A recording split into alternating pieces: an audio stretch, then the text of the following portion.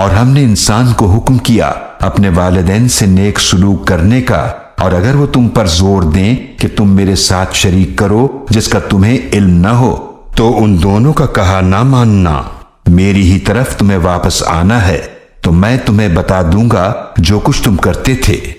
اور جو لوگ ایمان لائے اور انہوں نے نیک اعمال کیے، ہم انہیں ضرور نیک بندوں میں داخل کریں گے۔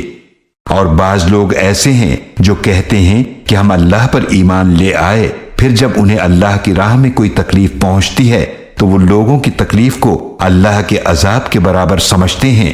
اور اگر آپ کے رب کی طرف سے مدد پہنچے تو ضرور کہیں گے کہ ہم تو تمہارے ساتھ تھے۔ کیا اللہ خوب نہیں جانتا اس کو جو جہان والوں کے سینوں میں ہے؟